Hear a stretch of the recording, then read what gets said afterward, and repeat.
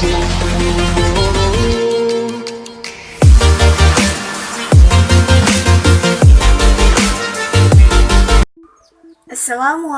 warahmatullahi wabarakatuh. Perkenalkan, nama saya Dwi Retno Bintari, DIM 20105637, mata kuliah aplikasi komputer, Prodi Manajemen Pagi B, dosen Sirsudung Simantumpang, SEMM. Bila saya akan mempresentasikan implementasi komputer pada masa COVID-19, kesalahan hak kekayaan intelektual, budaya, dan teknologi. Yang pertama adalah implementasi komputer pada masa COVID-19. Membantu setiap kegiatan manusia dari kejauhan, contohnya mengirim data ataupun informasi melalui teknologi. Kita bisa menggunakannya di rumah, tidak perlu beraktivitas di luar rumah, ataupun berdekatan dengan orang lain karena menjaga protokol kesehatan dan mencegah COVID-19. Kita bisa melakukan kegiatan belajar dan bekerja melalui daring ataupun online. Manfaat yang kegunaan dari implementasi komputer pada masa COVID-19 ini yaitu sebagai sarana media informasi, mempermudah membagi informasi tanpa berinteraksi secara langsung dan tanpa bertatap muka secara langsung, mempermudah aktivitas kita sehari-hari. Nah, peran teknologi sangatlah penting di masa pandemi ini untuk melakukan kegiatan-kegiatan tersebut, dan kita juga bisa memanfaatkan sebuah aplikasi ataupun web yang biasanya disebut dengan e-learning. E-learning ini sebagai payung dari segala jenis pelajaran, yaitu pelajaran disusun dengan tujuan menggunakan suatu sistem elektronik atau juga komputer sehingga mampu mendukung suatu proses pembelajaran jarak jauh dengan cara menggabungkan prinsip-prinsip di dalam proses sesuatu pelajaran dengan teknologi dan suatu sistem pembelajaran yang digunakan sebagai sarana proses pembelajaran.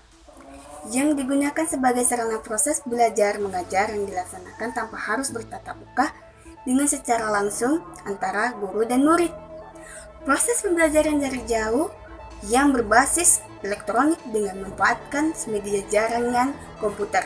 Pelajaran juga bisa memakai aplikasi ataupun web seperti aplikasi WhatsApp, Google Classroom, Zoom, Google Meet, dan lain sebagainya. Manfaat teknologi daring mendukung pekerjaan yaitu dengan menggunakan suatu sarana e-commerce atau disebut juga sebagai perdagangan online. Bisa juga menggunakan suatu sarana e-banking, dan tanpa harus belanja di pasar ataupun membeli barang di pasar.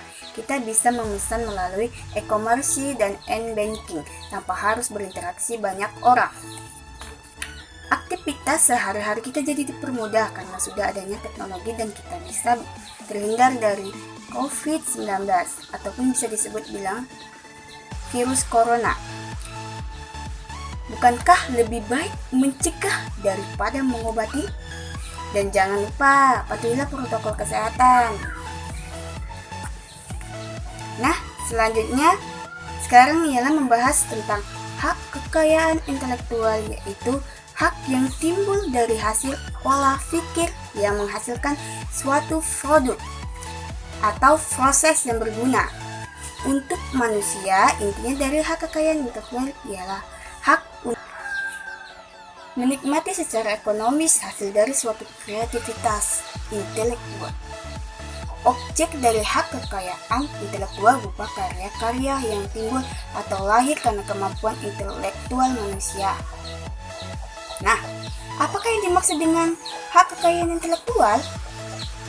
Menurut John Locke mengatakan bahwa hak milik dari seseorang manusia terhadap benda yang dihasilkan itu sudah ada sejak manusia lahir.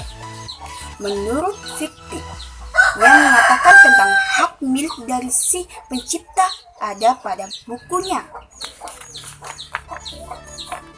Hak Hak kekayaan intelektual merupakan atas segala hasil produk kecerdasan daya pikir seperti teknologi, pengetahuan, seni, sastra, gubah lagu, karya tulis, karya karikatur, dan sebagainya. Hak kekayaan intelektual yaitu hak eksklusif yang diberikan negara atau diakui negara atas hal yang diciptakan di dalam suatu kelompok. Contohnya, inventor dan pendesain.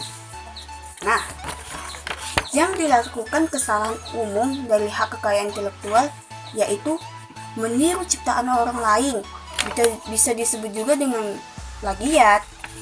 Sengaja mengambil karya orang lain untuk kepentingannya sendiri. Mencetak karya orang lain.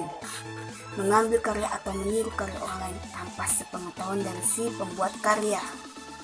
Selanjutnya, pembahasan budaya dan teknologi.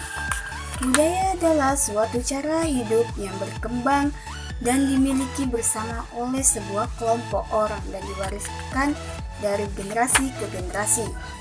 Nah, unsur dari budaya adalah sistem agama dan politik, adat istiadat, bahasa perkakas, pakaian bangunan, dan karya seni. Sedangkan teknologi ialah dalam memasukkan era industrialisasi. Pencapaian sangat ditentukan oleh penguasaan teknologi karena teknologi adalah mesin penggerak pertumbuhan melalui industri. Hubungan teknologi dan budaya adalah menyangkut cara-cara atau teknik memproduksi, memakai, serta memelihara segala peraturan dan perlengkapan. Dampak teknologi dan budaya. Yang pertama adalah maksudnya budaya luar yang tidak pantas untuk diterima oleh anak-anak di Indonesia. Yang kedua merupakan tradisi budaya sendiri. Ketiga, kurangnya orang-orang bersosialisasi dan lebih mementingkan teknologi.